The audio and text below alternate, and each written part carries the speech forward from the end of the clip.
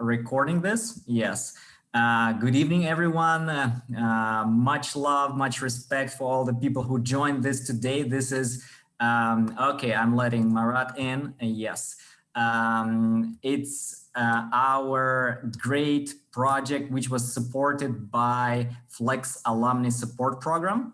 And if you're a FLEX alumni, you should definitely check that out. Maybe your project can be supported as well. It's a very good thing. A lot of nice stuff is being currently supported. YouTube projects, different channels, creative stuff, and this project as well. What is this all about? Novafield is a cross-community networking project. Cross-community meaning that we have different communities here presenting different topics. And the communities represent various backgrounds. We have some people from hip hop communities, from subcultures. Then we have some people representing NGOs, which is going to be our next topic of discussion in February. NGOs and their cooperation, non-governmental organizations in Russia and in the US, very vibrant topic, so don't miss that. And today we have Alex with a very beautiful topic of international traveling in the digital era, and couch surfing, the service which allows people to host one another and travel absolutely for free, which we did with Alex and Small One for more than a month during our trip in the East Coast. We spent more than a month and didn't spend a buck on hotels or anything like that. So that was absolutely beautiful. Yes, a lot of crazy, interesting places, and much love and much respect for Alex for showing that incredible side of the US and that incredible hospitality. Yes, always remembering that. All right, so we have hip hop people, NGO people, subcultures people. We also have FLEX and US government alumni people for this project. And we also have people who gather during the summer, every summer, people gathering at the Great Lake of Ladoga. And those people are also present. And we actually have that on our avatar picture. Here it is, the beautiful Great Lake of Ladoga. Yeah, so those people are also present in this project. And we decided to make this a big cross-cultural and cross-community project because all of the communities I mentioned, they share a lot of values in common, and namely hospitality, international interest in traveling, ecology, to name just a few, and being creative and being very modern and innovative with approaches to business, technology, and whatsoever. So it's a very open project and we do a lot of stuff. You can check out more at our VK group, which is vk.com, Novafield, and that's just that. Yes, so I sent it in the chat room. Please join. It's a private group. We'll approve you, and you can check out all of our future meetings.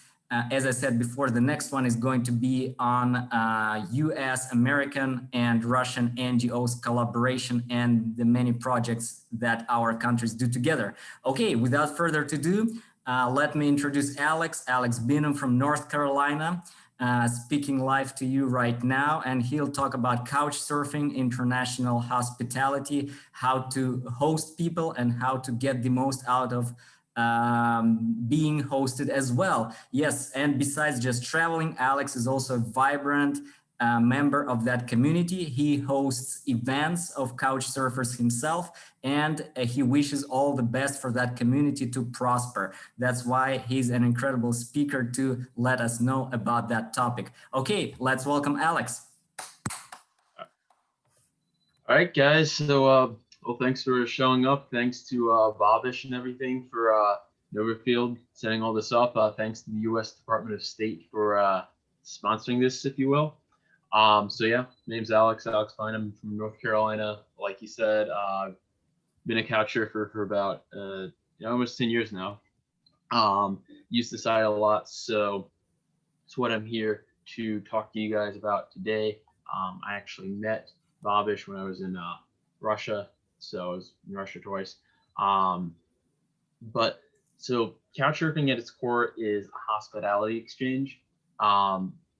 It is, some people would say, a cultural exchange. I like to just kind of look at it as a kinship, if you will, of travelers. It's a group of people who enjoy traveling and kind of share their love for it. That makes sense. So couchsurfing, the website, that was founded in 2003, and it's centered around three main things: hosting, where you can host people when they come to your city, your town. Also surfing, so when you travel, you can stay with someone, and then events, and just the community at large is the third part of it, to where if you want to make an event in your own city, I've done this in the past, you know, you might hang out at a bar or a restaurant. People have picnics at parks. That's the big thing when you travel. I've been to, actually, you know, couchsurfing events. Me and Babish went to one in Fort Lauderdale. I've actually been to once in St. Petersburg, Moscow as well. So those three aspects, I would say, would be the core parts of couchsurfing. So little history of the site. There was a guy named Casey Fenton. He was from New Hampshire in the US, and he was traveling to Iceland. Story has changed. I've heard at times he didn't want to spend money on a hotel, or he didn't want to stay in a boring hotel. So what he did is he actually hacked the University of Reykjavik's email database, and he emailed every student there. And finally, he got about, I think, 50 offers for people to host them. And so he took somebody up on the offer. It was an amazing experience. And he was thinking, you know, what if I make a website for this? So literally just from flying back to the US on his plane, he started writing the code for this website. It took him about 3 or 4 years to get it set up. 2003, it finally went live. Initially, it was invite only. It really just didn't take off then. They got about 100 people in the first year. In 2004, they just opened it up to anyone who wanted to sign up could. It's grown a lot. I believe in 2009, they had their millionth member, and now they have about 15 million members, about 1 million active members now. I've also heard or reported that there's 400,000 active hosts on the site. So over the years, obviously, it has grown a lot. So that's how he founded it. When you get to, so the main part is the profile. That's how people communicate between each other, between events on the website. So when you sign up, you make a profile. I can kind of show this to you, if you will. Internet's just running semi-slow. Yeah, share screen, then, okay, we can't. Okay, let me make you host. Yes, here you go. Yeah, don't forget to let people in if someone knocks, okay? Yeah. Because now you're the host, okay. I'm looking, haven't seen anyone. All right, so we can go here. So this is just the website per se. This is my page. Like I said, the profile is kind of the main part of the site, if you will. So that's me, that's my name. You have your city where you're from. So you got different things. Right now, I just have it as what wants to meet up with COVID and everything. It's probably not the best idea to host lots of out of town people, but then obviously normally mine's is accepting guests. I've hosted maybe 30 or 40 people on the site. So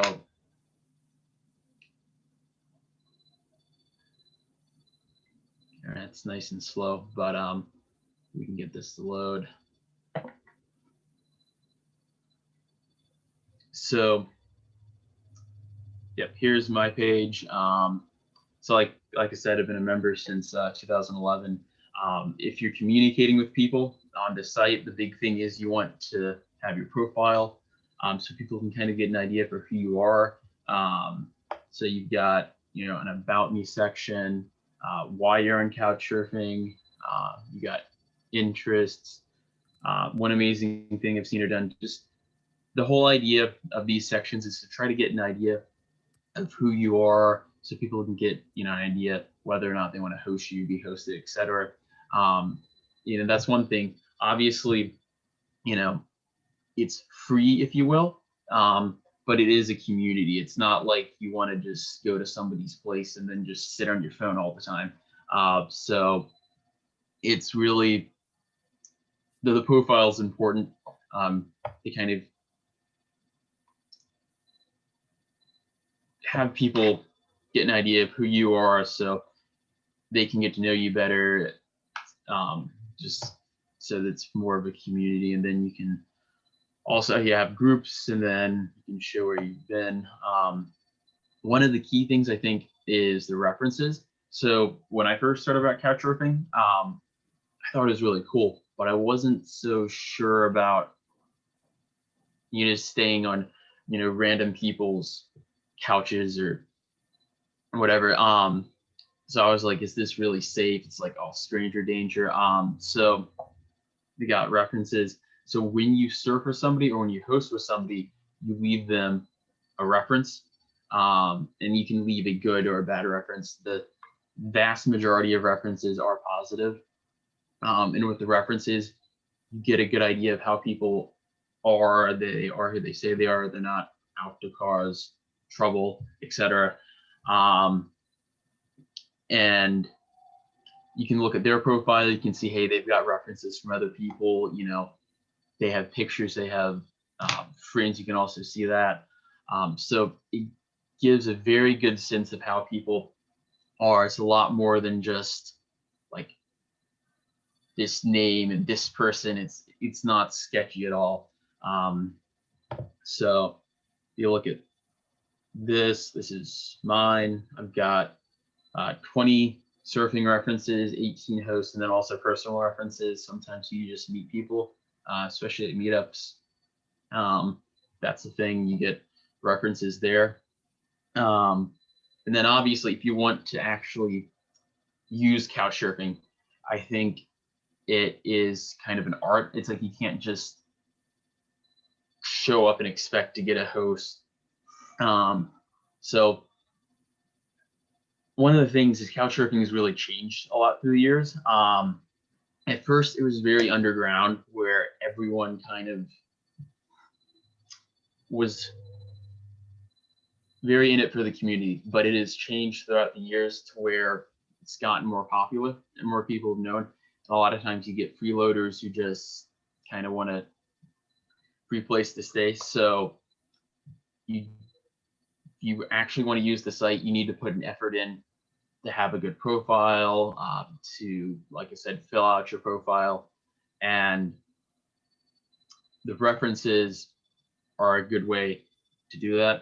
If you say, if you've never hosted before, you've never surfed, you know, it's probably a good idea to go to a meetup, get a reference or host people, because people do not typically want to host people without references. I generally don't do it unless I just get a good vibe off their messages and what they wrote on the profile. So references are, I think, probably the biggest thing if you want to really get something out of couchsurfing, because, and I've definitely met people who like, oh, I can't get hosted, it won't work. Like, nothing is truly free. You have to put an effort into it, and I think this is where things like references come in. Obviously, pictures too. So I've got a few pictures. Definitely want to have a clear picture of yourself. Funny there, actually, I took a picture there with Babish. I was in Russia.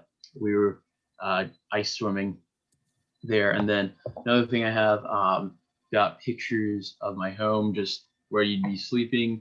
So I've got a couch, and then I've got a blow-up mattress. Another feature which can make people feel more at ease, perhaps, using couch surfing, is verification. So I've got my verification there. You got different kinds of verification. Phone verification, where you send a message and that they know your phone is real. You can also verify your government ID, like your passport, and then also address verification. That is when they send you a postcard, and then there's a little code you send back to them. So I got this years ago, but I've got my postcard here, and they give you some stickers. So a lot of times that helps. I've hosted people, or I've surfed with people and asked like, "Oh, why'd you accept me? Why'd you decide to stay with me?" It's like, "Oh, well, you're verified." So it made me feel better. So that's another thing that can really help. And then when it comes to hosting, you got the My Home section. It's always good. You want to make sure people know what your place is. So I say you can host up to 3 people. Last minute requests, I'm fine with that. It's another thing. Not everyone likes to have last minute requests. I think more often than not, people don't care. I like it. I mean, I think it's a traveler's community. The best travelers are the ones who just don't have any plan. So I think that's something your host or a surfer keep in mind. And then, pets, if you have kids, if you smoke, and then, public transportation, your roommates, if you have any, things like that helps if you're trying to host people, especially if you're surfing, read that, because it's entirely possible that you're going to be sleeping in a pig's barn or something. I've never seen that, but I have surfed in a construction site in Midtown Manhattan, actually. So sometimes there's a unique setup, which is, I think, part of the experience. So that's another thing. If you're especially if you're a surfer, you want to keep in mind. So in general, if you want to look for a host, you could go to find host. Pretty simple. So I was able to find a host in San Francisco one time. So I will just do that. So we go to San Francisco. And there's a lot of different ways you can toggle it, deciding on who you want to host with. So you even have a calendar. You can block out dates. Not everyone does that. Who dates you couldn't host. So like however many people you are, say you're with 2 people. So then you can look at different things. If they're accepting guests, maybe accepting guests, radius, it'll show how far away from the city center you can get a host. You can also, if you do it far enough, you'll get people from other cities or towns. And then you can also look at best match, which is just an algorithm, or hosting experience. So say if I do that, then last login date, that's another big thing, because there's people, they'll make an account, they'll be on the site for a little while, and then they'll just leave. They won't really log in again. So let's look at hosts have logged in the last week, and then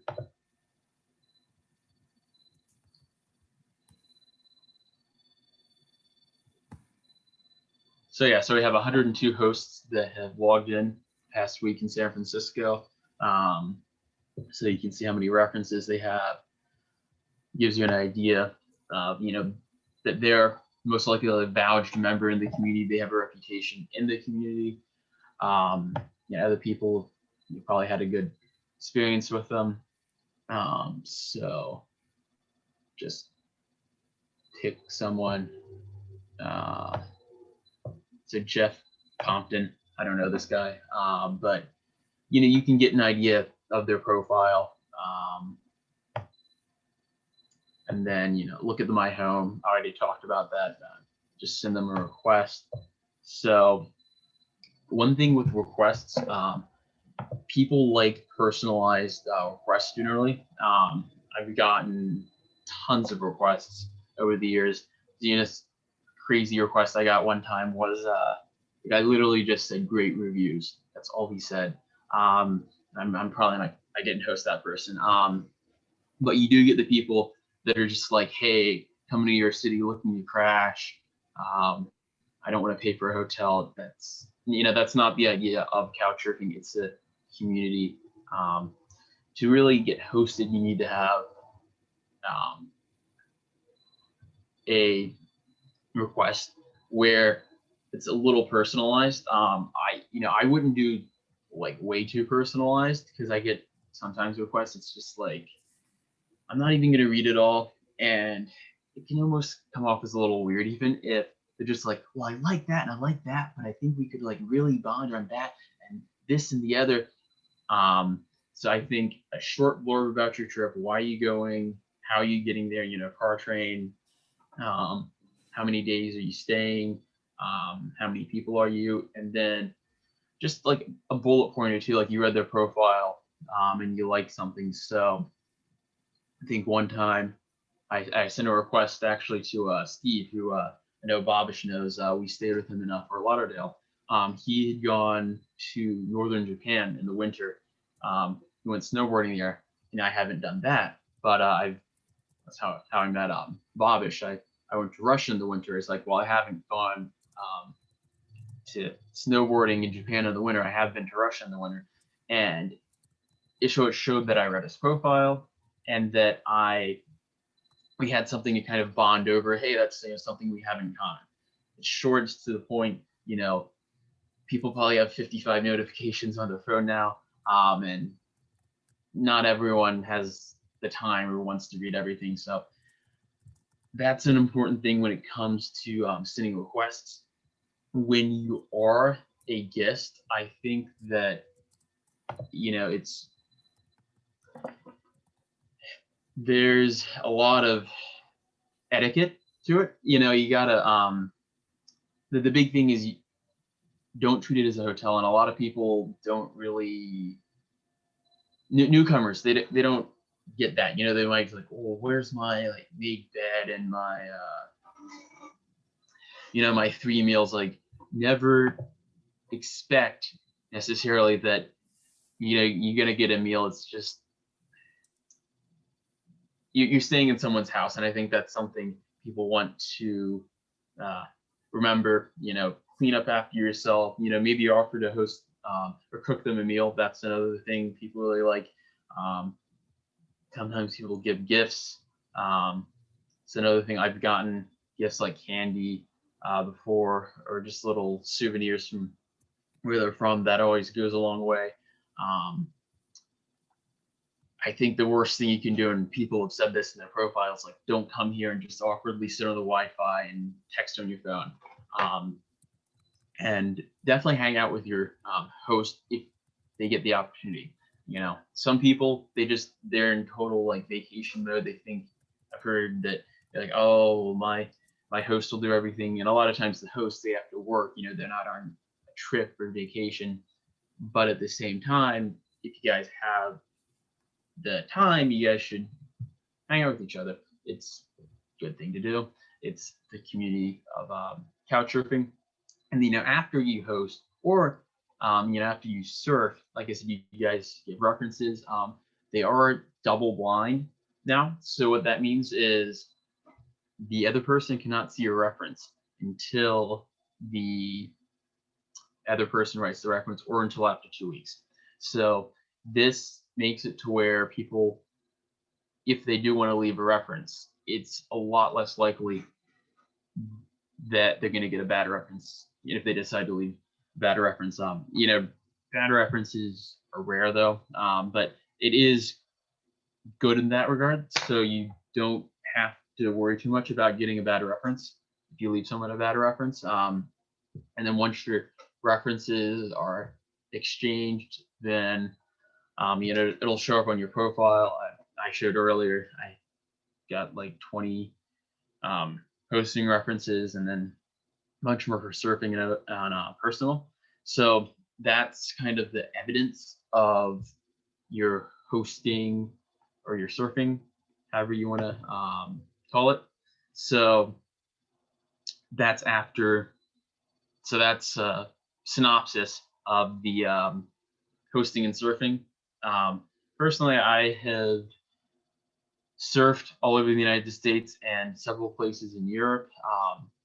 I actually surfed at a farm in Norway, not too far from Oslo. It was an amazing experience. It was super rainy, animals all over the place. Something I never would have got just from staying at a hotel or a hostel. I think one time it was in California. I surfed at a $500,000 house, which is cool. But then, like I said, at the same time, and this was kind of impromptu, I actually surfed at a construction site in Midtown Manhattan. So you get to see a lot of cool places that you might not get to see otherwise. So yeah, then the events. So I haven't talked about that as much, but that's another big part of couch surfing. So go back to the screen share. So yeah, we're back on couch surfing. So they have an events page. Sometimes you got weekly meetups in different places, and on top of that, there's another thing called couch crashes. So couch crashes are kind of where a bunch of couch surfers get together in a city for a few days, maybe a weekend. They do a lot of events.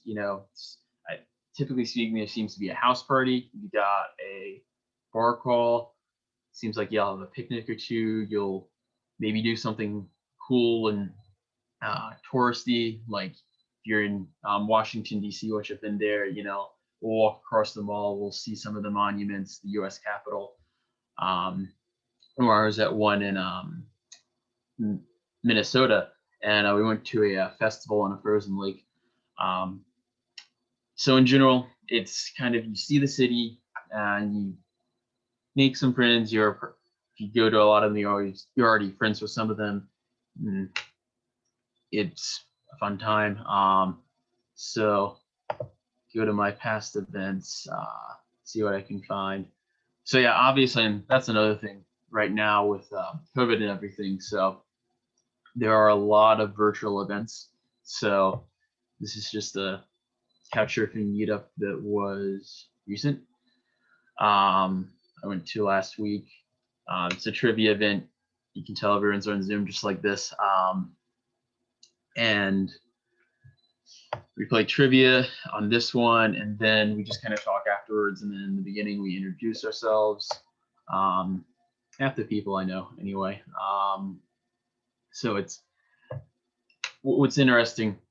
Sometimes, people who aren't couch surfers, they think it's all strangers and you don't know anyone. It really is a community. I think if you hang out with people who are real couch surfers, it doesn't feel like a stranger. It feels like someone you've known for a long time, and it's almost like couch surfers are your friends you didn't know you've had. I've heard that said. Maybe it sounds cliche-ish, but I think true couch surfers, you'll have almost an immediate bond with each other. So yeah, that was one of the events, COVID style, but see if we can go back farther. Find something that's in person, a normal event. Gosh, COVID's been going on for so long.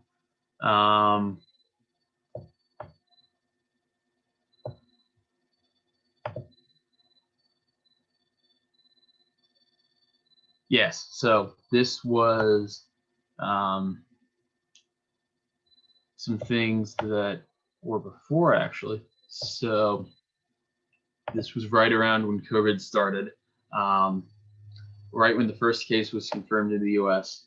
Went to a couch crash in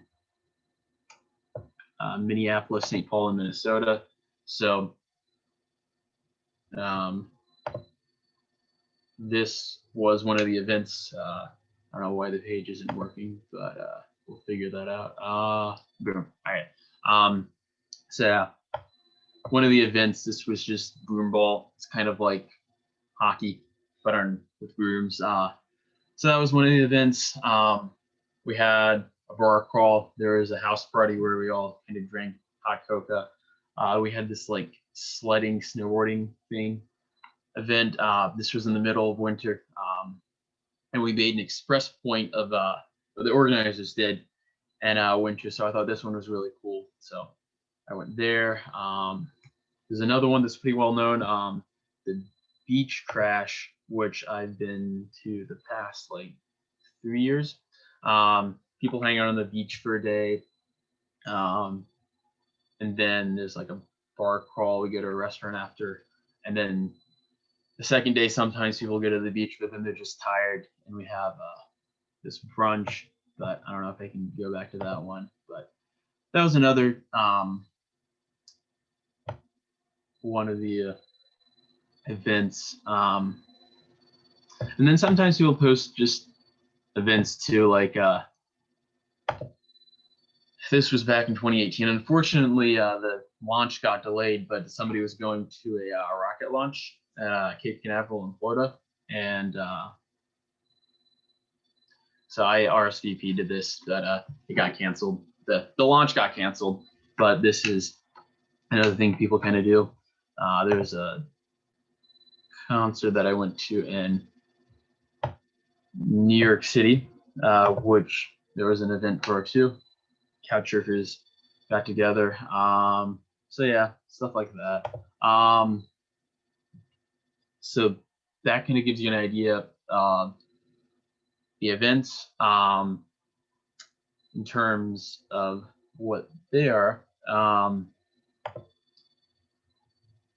So with that said, I kind of went through different things. We could talk a little bit more about some stuff. I don't know if anyone has any questions. Oh, yes, definitely. Thanks so much, Alex, for this beautiful presentation. Very, very interesting and very vibrant. Let me start with my little question, and then I guess we can turn it into a question and answers thing. Like you said, nothing is free.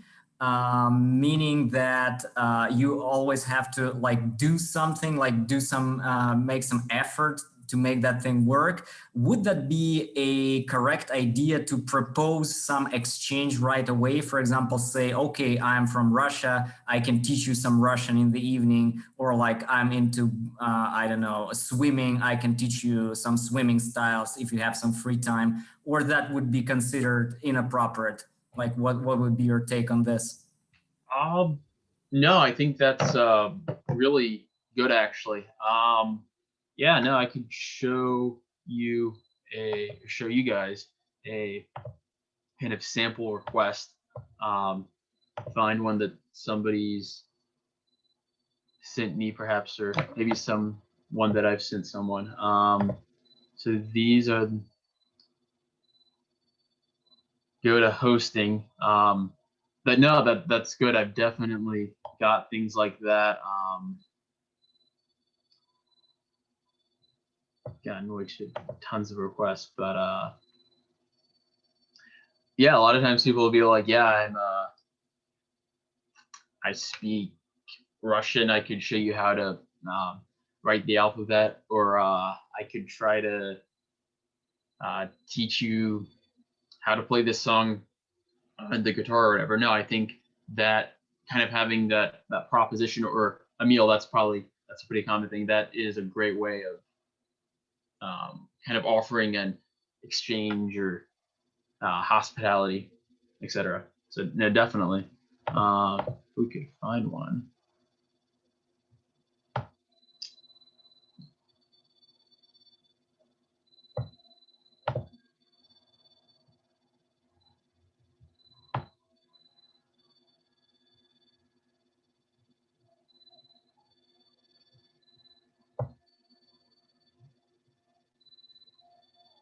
Yes, actually, I remember this request. So she's actually from St. Petersburg. Friend of mine hosted her. I can load it, but actually, you talk about Russian. This is exactly what she suggested. So you can see there, she just asks how I am, and then she kind of offers an exchange. She's like, I can help you with your Russian if you're still learning it. So yeah, that was really short and to the point, but that is definitely something that is a good idea. So Yeah, dope. Yeah, cool. That explained a lot. Yeah, and that makes sense. Absolutely. Yeah, you kind of try to exchange on different levels and not only just come and, as you said, expect to have a great hotel, big king size bed. Right. Okay. Question. we got a Coming in. question. Yeah. Got a question from Sergey. I've got a question maybe for the beginners in couch surfing. How to fight the scare to meet the unwanted people. So I guess just the, I don't know, maybe you're shy, you're nervous about people that you've never met before. So the the references I think are a huge part of that. So we could kind of go back, find somebody. So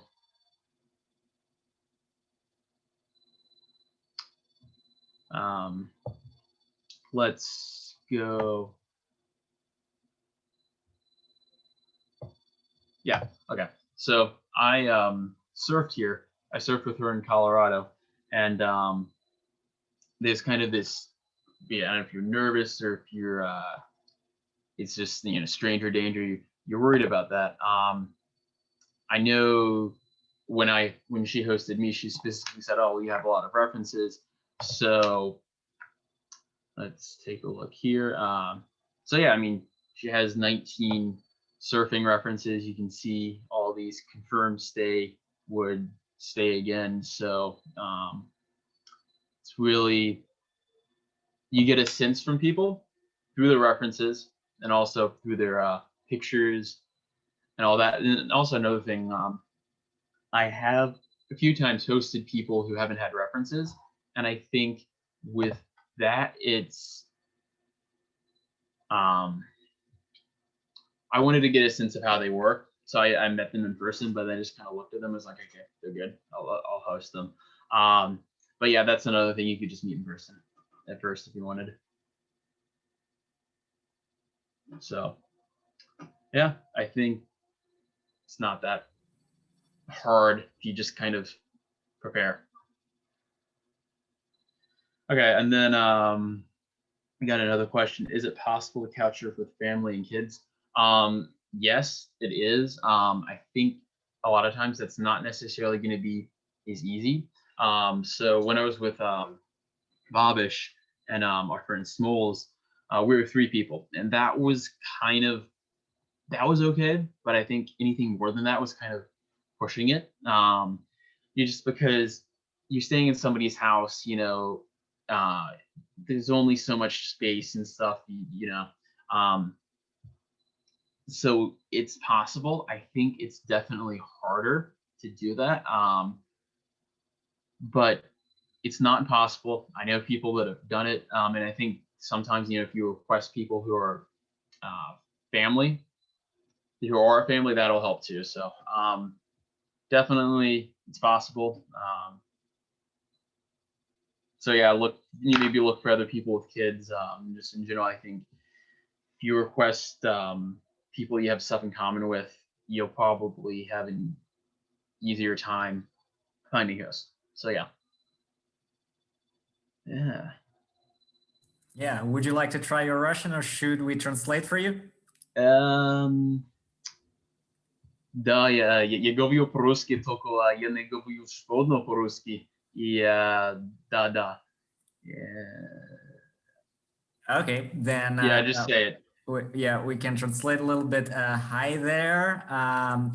Tell us a little bit. Did you get to jump into that, do that ice plunging, jump into that ice hole swimming thing besides Russia, or only in Russia?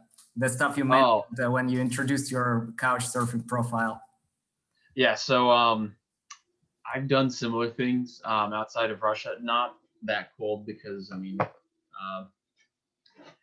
Russia has the best winters by far. But I've jumped into cold water in the U.S. too,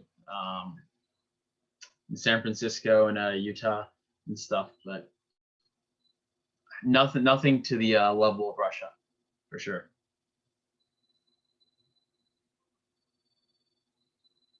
Spasiba. Okay, more messages. More questions? Yeah. Okay.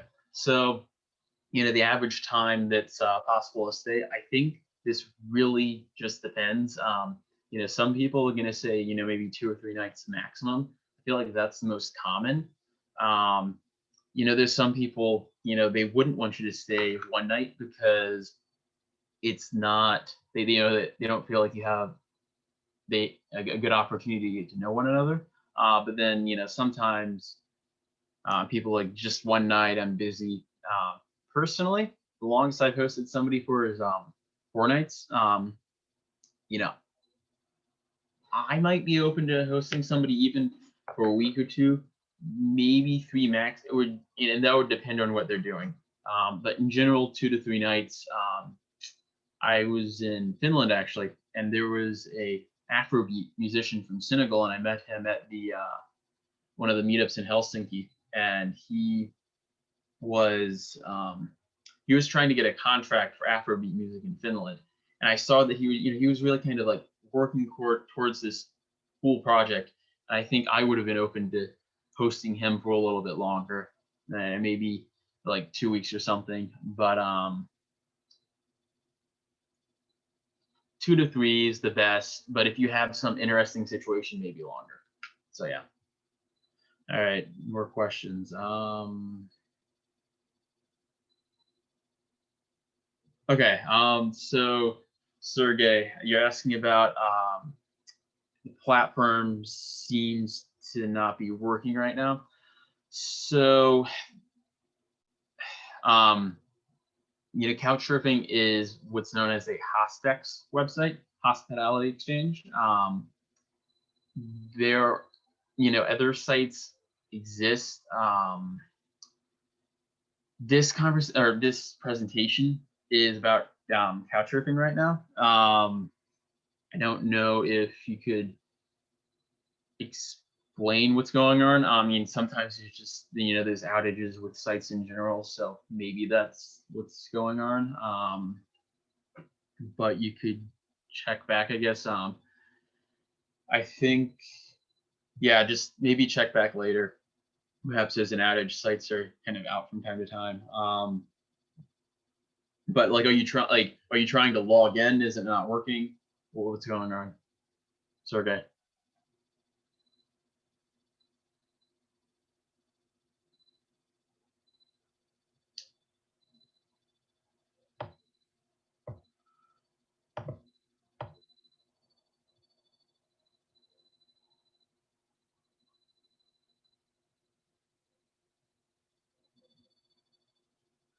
We have some more questions in Yeah, there. no. Check them out. Yeah. Yeah, it looks like what Sergey said. Yep. So nice. Okay. We have so many questions. So dope. Thanks for asking. Yeah. Okay. Sergey. So yes, you're talking about the financial things. So that is a thing. They have introduced these fees to use the site. There's certain members that don't like that, unfortunately. There's for a long time, Couchsurfing has always been free to use. Now they are putting fees for some users. Basically, it's just the fee for the infrastructure. Assuming you're in Russia, I want to say it's like 50 maybe rubles. I'm not sure. 25 rubles a month, or something like 200 maybe a year. It's not. I mean, it's not like a penny, but at the same time, it's not nothing. I think so. Yeah, that is a thing that is going on right now. I don't know how much. I don't know how for how long that's going to go on, but they need some money basically to run the site. You know, in the past they just kind of ran off from ad revenue, and then also I talked about verification. You can pay money. I did. I paid $25 just to get lifetime verified back in 2014. So yeah, that's how they have the site set up right now. All right. But you should just be able to like pay with a credit card if you want, and you can cancel your subscription after a month, so you don't have to continuously pay if you don't want to always use the site.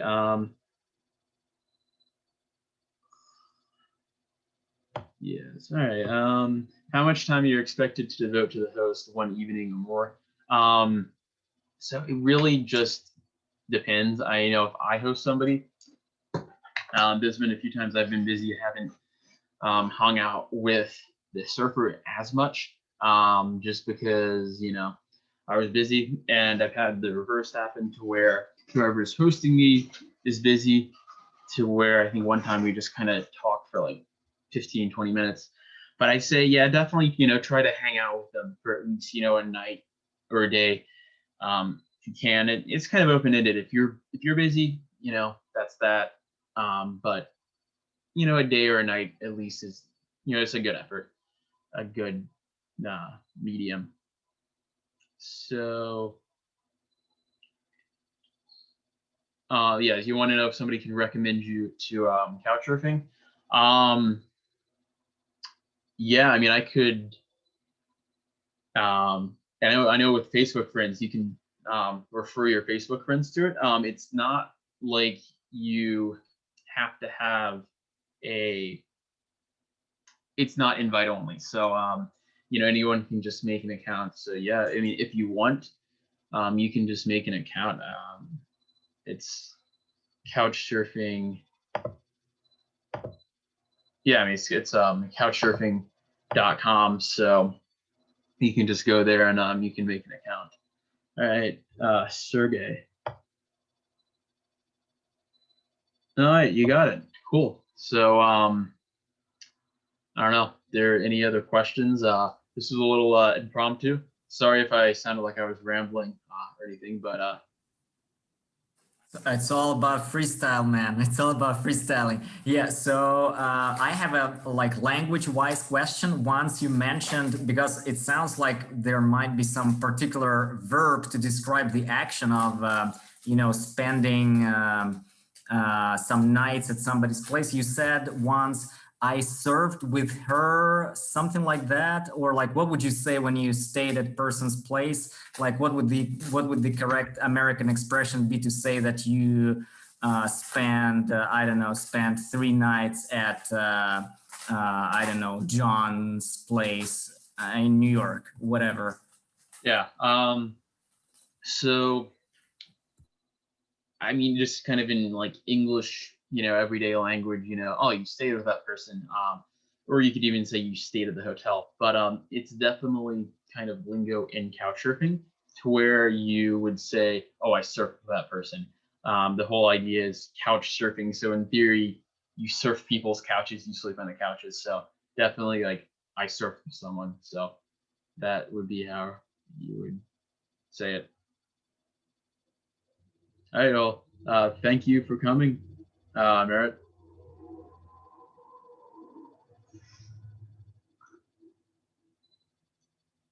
Okay, let's see if we have any more questions, and if not, we can slowly but surely wrap it up, right? Yeah, no. Yes, sounds like good, right? Yeah. Yep, then we thank everybody very much who attended this event. Today we have, nowadays we have a lot of online events. We are overwhelmed with online events. So it's very cool that people come to such events which are about sharing and which are about making our communities more vibrant and more about hosting one another, more about sharing common values with one another. One last thing we'd like to do, we ask every speaker to do that. Would you, if it's possible, would you leave your Instagram or I don't know, your couch surfing link profile so that people can connect with you and maybe ask you some more questions, or maybe even, you know, get in touch in real life and maybe you visit them in Russia or wherever, or you know, they stay at your place. So yeah, if you have some contact, Facebook or Instagram or something like that, maybe you can drop it down here in the chat room or whatever you prefer, or maybe you can tell it later and I leave it under the YouTube video, up to you. Yes. Or any media you use, Instagram, Facebook, VK, whatever. Yeah. So yeah, that's my couch surfing profile. We could definitely do Facebook too. Since this is Russia, I do have a VK. I don't use it a lot, but I am on VK, so I can put that there too.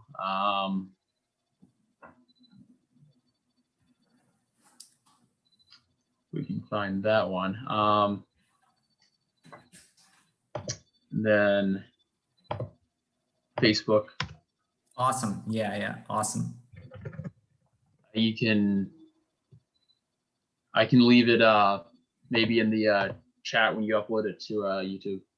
Yeah, sure. Yeah. So we'll leave all the links in our VK Novafield group again, which is here. Yes, for people who are not there yet.